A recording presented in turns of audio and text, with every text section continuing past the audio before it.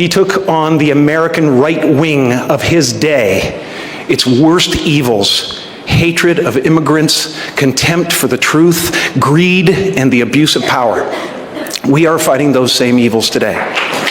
Moments after we taped our show last night, the Mad Red Hatter wrote, "I can't believe ABC Fake News gave Jimmy Kimmel his job back."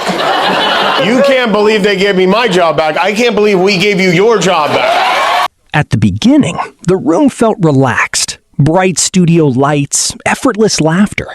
The kind of television atmosphere that usually signals to viewers that they're about to enjoy a few jokes and leave on a light note. But that evening did not remain light for long.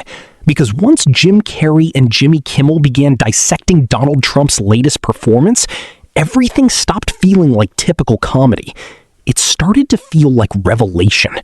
Not of some hidden secret, but of a pattern so obvious, so repetitive, and so absurd that once you recognized it clearly, you couldn't ignore it anymore.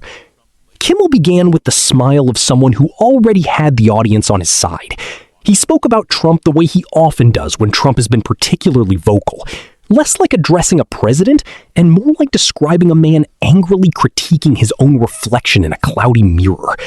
He revisited Trump's recent claim that Kimmel had no skill, no audience, nothing at all, that he was finished, irrelevant, over.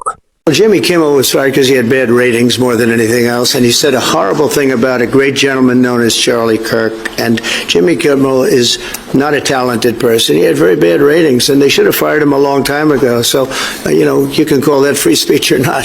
He was fired for lack of talent. The crowd laughed because Trump tends to repeat the same remarks right before revealing just how closely he's been paying attention.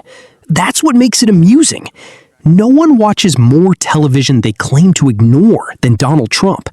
No one follows comedians more obsessively than the person constantly insisting they don't matter. Kimmel paused, allowed the laughter to settle, then delivered the line that split the room open. He said, "Trump keeps trying to cancel people, and every time he does, he just turns them into must-watch television." The audience erupted because it rang true in the simplest way. If the jokes were meaningless, why was Trump so eager to shut them down? If the host lacked talent, why was he speaking about them as if they were rivals in battle? Every insult reinforced the same idea, that Trump was watching, Trump was affected, Trump was responding, and in responding, he revealed everything. Then Jim Carrey entered, and the tone shifted, because Carrey doesn't discuss Trump like a commentator. He approaches him like an artist examining a distorted portrait and refusing to treat it as normal. He spoke about Trump the way he often does, when Trump has been particularly vocal, less like addressing a president and more like describing a man angrily critiquing his own reflection in a cloudy mirror. He revisited Trump's recent claim that Kimmel had no skill, no audience, nothing at all, that he was finished, irrelevant, over. This administration is a rabid dog, and it's turning us upside down. And as far as I'm concerned, it's as obvious as the nose on your face. In this dramatized version, Carrey portrays the administration as a rabid force, flipping everything upside down, driven by chaos, shamelessness, and a kind of moral distortion that stops being humorous the moment you realize it holds real authority. That is what makes Carrey unsettling for Trump. He doesn't just mock the surface level. He illustrates the deeper reality. He doesn't simply say Trump lies. He says Trump lies about events that are recorded, events that many witnesses observed, events still visible in plain sight while he tries to overwrite them with pure distraction. And he stayed on that point longer than most comedians would. He slowed the moment down almost uncomfortably, forcing the audience to sit with the contradiction instead of laughing it away, because the contradiction is the focus. A man denying what everyone can clearly see, while demanding they trust him over their own vision. As news of these calls spread around the corridors of power in Washington, wow, what a plot twist. The first time Donald Trump ever tries to stop someone from talking about him on television, and it's me. Usually when he wants somebody to stop talking about him, he pays them $130,000. But for a moment, it stopped being humorous and became something sharper. something that made people shift slightly before laughing again. That idea struck hard, because Kimmel had already been showing how Trump operates. State the opposite of reality, attack the person who recalls it accurately, then act offended that anyone noticed. Carrey took that same pattern and made it colder. He said Trump isn't even a calculated liar. Calculated liars are precise. Calculated liars remove evidence before changing the narrative. Trump simply crashes into the lie while the footage is still fresh. That line hit like a hammer because it captured the absurdity in a single moment. Now the audience was completely engaged. Blowhard and a snowflake. He's a blowflake is what he is.